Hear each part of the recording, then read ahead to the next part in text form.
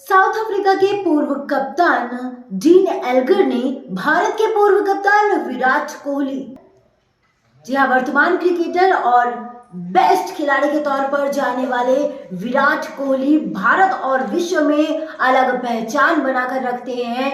उन विराट कोहली पर dean Elgar ने बड़ा और चौंकाने वाला खुलासा किया है।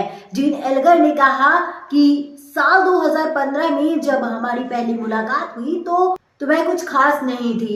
उन्होंने ये कहा कि विराट कोहली ने उन पर थूका था और इसके बाद उन्होंने विराट कोहली को बल्ले से मारने की धमकी भी दी थी। क्या कुछ कहा है सुनिए। And Kohli, he like spat at me.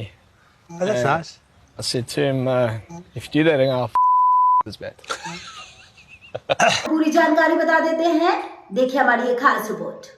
Bharat के खिलाफ होम सीरीज में साउथ अफ्रीका के पूर्व कप्तान डीन एल्गर ने अपना आखिरी टेस्ट खेला था और इस खास मौके पर विराट कोहली ने न केवल अपनी जर्सी उन्हें गिफ्ट की, बल्कि वह अपने साथियों से उन्हें सम्मान देने की गुजारिश करते भी नजर आए। इसे चंद दिन हुए हैं और दूसरी ओर डीन एल्गर ने विवादित बयान देते हुए कोहराम मचा दिया है।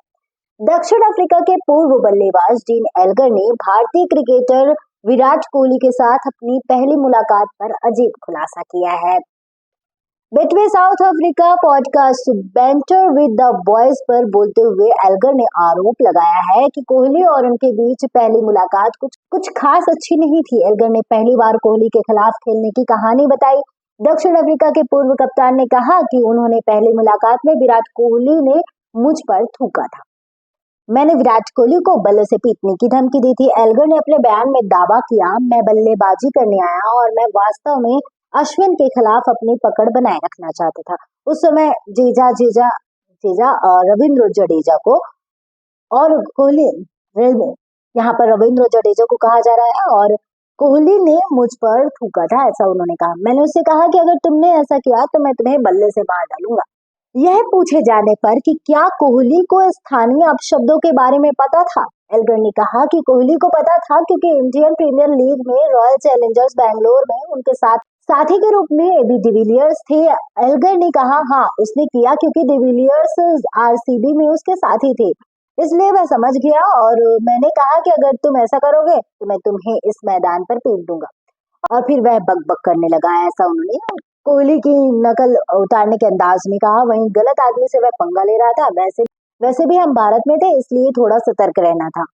डीन एल्गर ने आगे कहा कि घटना के बारे में पता चलने के बाद एबी डिविलियर्स ने ही टेस्ट मैच के दौरान विराट कोहली से बात की थी।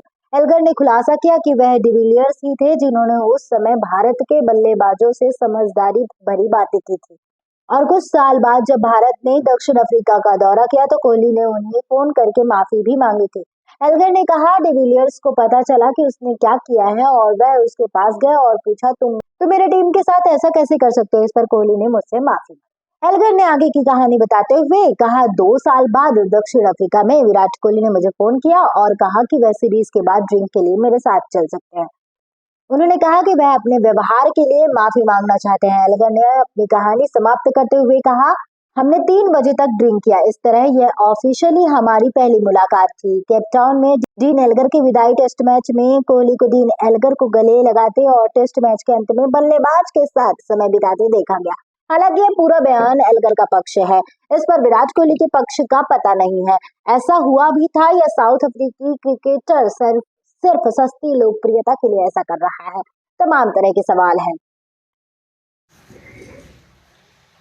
तो अब सवाल ये उठता है कि डीन एल्गर ने अब इस बात का खुलासा क्यों किया है। क्या ये सस्ती पब्लिसिटी के लिए किया जा रहा है? क्योंकि विराट कोहली का नाम पूरे विश्व में बेहतर खिलाड़ी के तौर पर जाना जाता है, और ऐसे में कई तरह के सवाल उठ रहे हैं कि डीन एल्गर ने 9 साल बाद ही इस बात का खुलासा क्यों किया है, इस बात को अब क्यों कह रहे हैं।